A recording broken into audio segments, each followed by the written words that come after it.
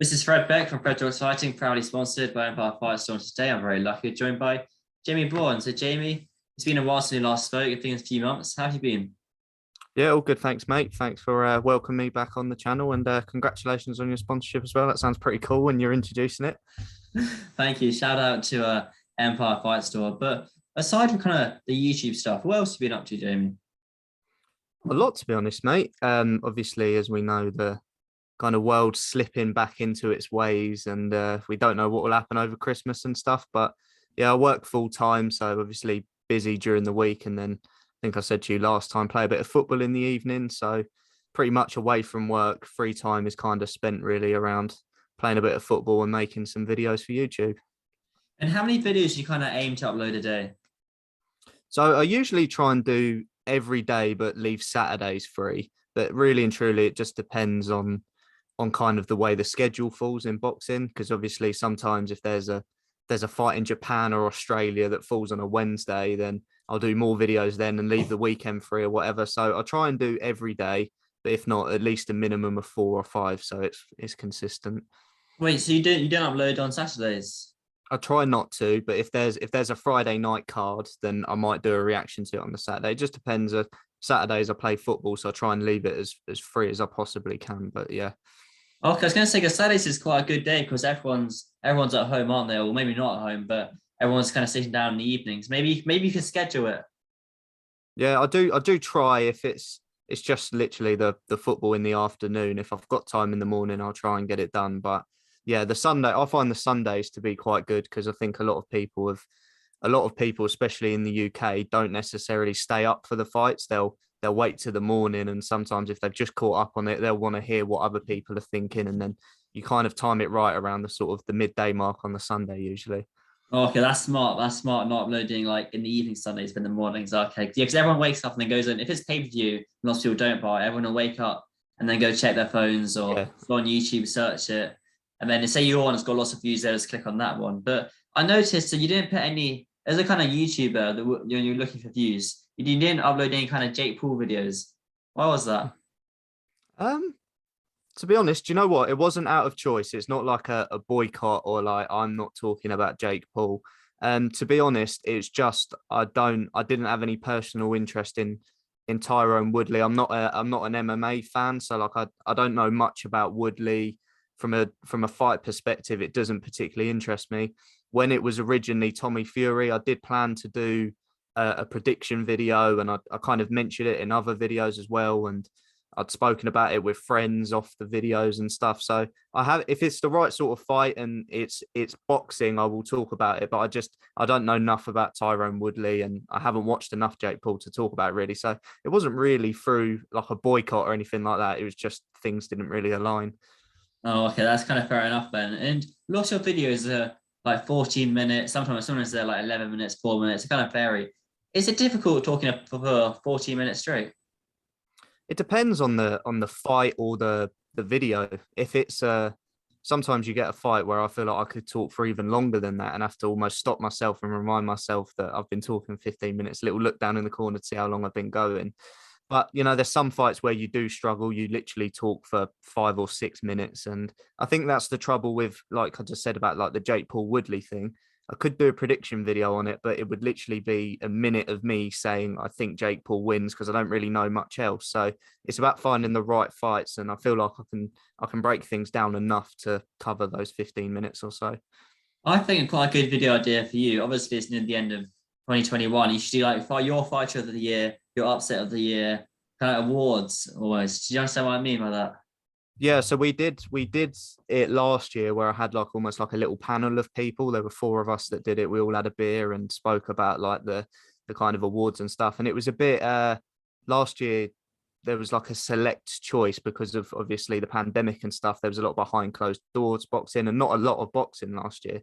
But this year there's so much to talk about. I'm going to be doing all those type of videos, and I've been asked to go on some other channels and sort of like speak about it on there and stuff. So I'll get people on as well. So kind of looking forward to, over the Christmas period where there isn't much live action.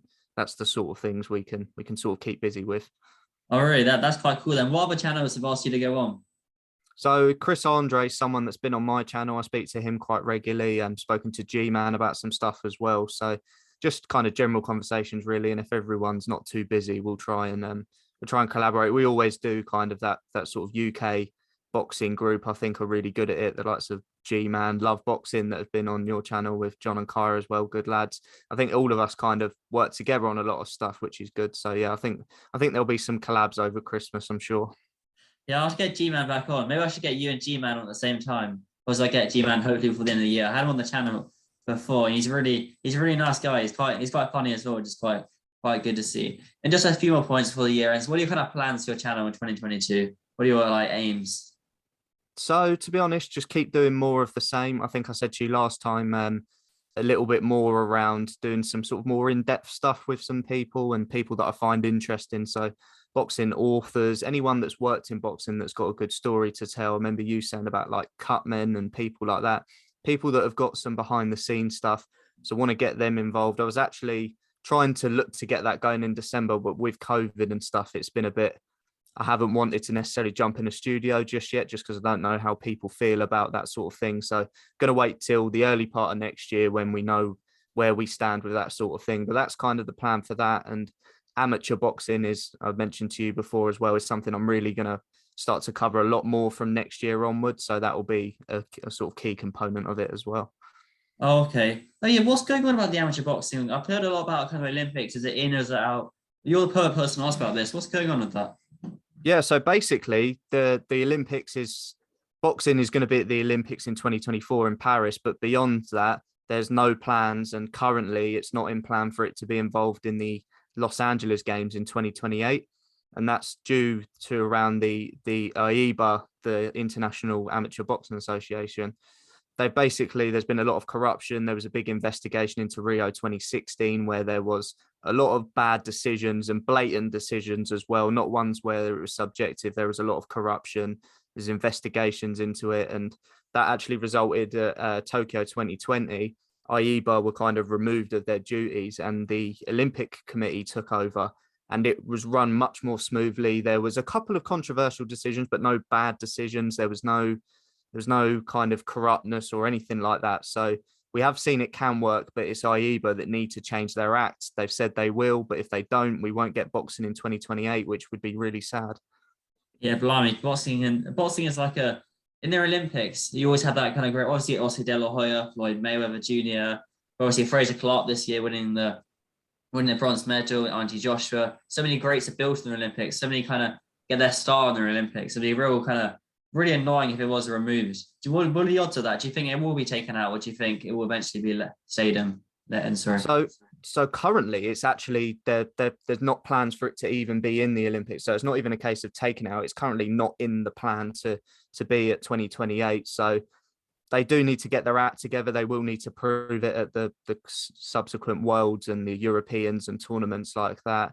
I don't really know, to be honest. It does feel like with these sort of things, with like, when Russia were told that they wouldn't be able to compete, but then eventually they were able just under a different name. It feels like these things kind of get blown over. So hopefully it does. Like you were saying, a lot of great fighters get found in the Olympics, but also there's a lot of great fighters that their living is made in the Olympics. You look at the Cubans, they don't have the option to turn pro unless they leave their home country. So the amateurs for them is the pinnacle of sport. That's why they take such pride in it. They train so hard. They medal at every tournament. Is because that's the pinnacle. You take that away from them, it's really going to be disappointing for some of the best fighters on the planet that can't turn pro and can't win world titles and earn a lot of money. So hopefully people get their act together and we do get to see it stay. Yeah, certainly. I hope it does get added back in there. It's a really good point about the Cubans. But doesn't boxing bring a lot of money into the Olympics, though? I don't think it brings a massive deal. They are trying to install more kind of financial aspects into amateur boxing. So the World Championships that just happened, there was more financial rewards. I can't remember it off the top of my head, but I think it was like £15,000 if you got a bronze medal, and then it went up like 25 and then 50,000.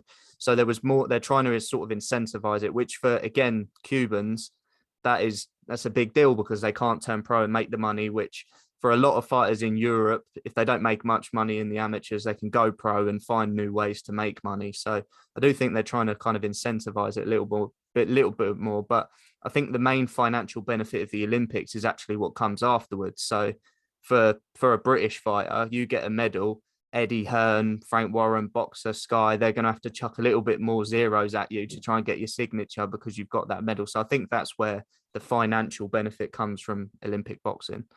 Okay, yeah, it would be an absolutely a disaster if it does get taken out of the Olympics, if it doesn't get allowed in. And just one more point, last time we spoke, you were talking about kind of having a podcast. Is that an aim for you to have a podcast in 2022 and the like back end of it?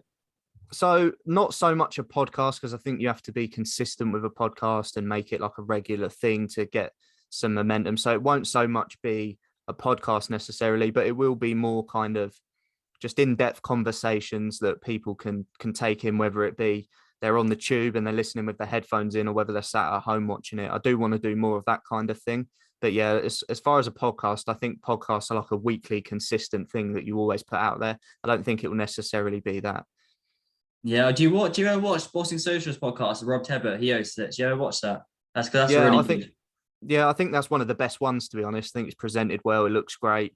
I think he does a really good job with that. So yeah, that's one of the ones I sort of try and keep a lookout for. And I listen to podcasts in general, not just boxing. I think I've always got my headphones in and listening to something. So Yeah, that's true. They are good. Yeah, Rob Tebbert, Boxing Social one is very good. But Jamie, I'll put your channel link in the description. But where can people find you? Instagram, Twitter, all those sorts of things. Yeah, so Twitter and Instagram is the same. It's Punch Perfect Box, all one word. So you can find me on there. And thanks, Fred, for having me. And yeah, the link will be down below if you want to see any of my predictions and breakdowns and stuff. Awesome. Jamie, we'll catch up in the new year. Thank you. Cheers, mate. Take care.